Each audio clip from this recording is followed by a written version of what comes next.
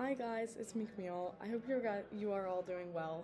I wanted to do this presentation in a lot more formal sort of setting, but due to life and getting kind of trapped in Florida with no Wi-Fi at all for about 3 days, and then coming back and being very behind in schoolwork, we're going to make this a little bit less of a formal presentation and more of a informal presentation. Anyway, here is my presentation on how racism and classism exists in standardized testing. If you have had any form of education, you've probably taken a standardized test. If it had been your state's benchmark test, the SAT, or even the ACT, you've had to go through the taxing process of high stress, high stakes testing situations. You've probably experienced the pause in your education so schools can prep you for the specific tests. You've experienced the pressure from your school system, your family, your friends, and yourself to excel and get strong results. Along with this, you've also experienced the daunting feeling that everything is riding on what score you get, as though your entire existence up to this moment can be broken down into a range of points. Seems unfair, doesn't it? That your intelligence should solely be measured by a test that was written by someone who can't relate to you or is trying to make you fail? It seems unfair that the rest of your life should be determined on whether or not you got a 28 or a 32, a 1320 or a 1500, a C or an A on one single test. We all know that this test does not show you how much knowledge you can consume, nor does it show how good you are in school. You can have a perfect GPA and still get a 1200. You can be the smartest person around and still not get a good test score. So, isn't it a little unfair that this one test can change the course of your life? Along with this, there are also many biases that are associated with standardized testing, such as a bias toward an advantage for those living in the higher economic status. This bias could come through certain tutoring platforms. There are tutoring platforms such as the Princeton Review that offers a course that guarantees a score of 1400 plus if you only pay $2,000. It seems kind of ridiculous that you can pay money and get a guarantee on a score on a test that is supposed to measure your knowledge of intelligence. Isn't intelligence supposed to be a set thing?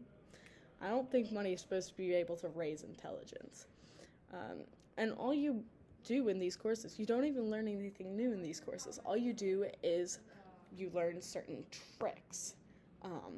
Not even new ways to solve equations. You just learn tricks of how to read the question carefully and infer the answer. It seems kind of unfair that you can go from a 1200 to a 1400 by just paying $2,000. And then what about those of us who can't pay that $2,000 to raise our test score? How is that fair to us to have a large portion of the population that can pay the $2,000 and get their test score raised, and we're still compared to them as if we lived the same life up till now? Another way in which standardized testing promotes racism and classism is by who writes the test. If you look, the authors of the standardized testing are typically middle-class white men. This creates a bias and possible dialect barrier towards those from different socioeconomic classes, as well as different races. If you look at it, there is a very broad dialect for those living in the higher class. This is due to their exposure to a lot more learning enrichment resources from a young age. Those living in lower economic statuses don't really have access to the same learning enrichment resources. Because of this exposure for higher SES students, their score average does end up being higher because the tests are written and catered towards a more middle-class white mindset.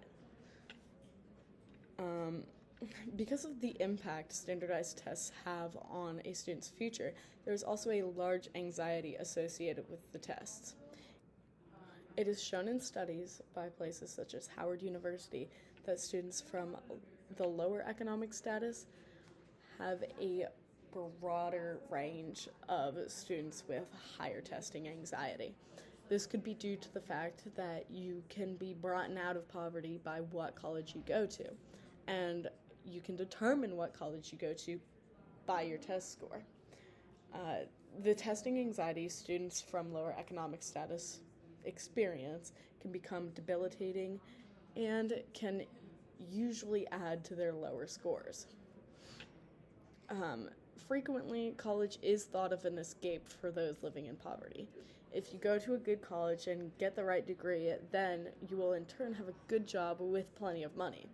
So for those living in the lower socioeconomic status, there's a direct impact on my future and on their future.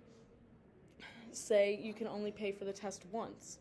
You're definitely going to have a way more anxiety for that singular test than those who can pay to take the test multiple times will have. It's not very fair. We're trying to figure out as a community how we can run standardized tests and not have them hugely biased. Personally, I'm not really sure there is a way to make standardized testing unbiased, as there's always some type of bias in the world. But I appreciate the efforts of both college admissions and the education board. I appreciate the efforts of college admissions and education boards to try and find a way around racial and classism bias.